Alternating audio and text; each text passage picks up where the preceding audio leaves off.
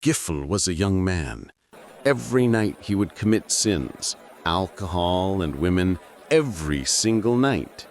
One night, he brought a girl for 60 dinars. When he entered the room and closed the door, he saw that the girl was weeping. So Kifl asked, "Why are you crying? I didn't force you, did I?"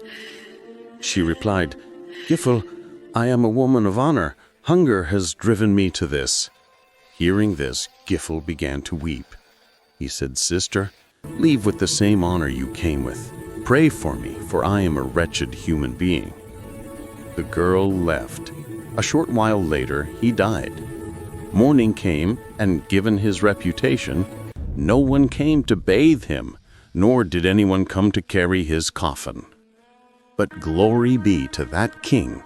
When morning broke, what did people see? Written in large, radiant letters on Kifl's door was, "Allah has forgiven Kifl." Subscribe, like, comment, and share Roohani Bayaan.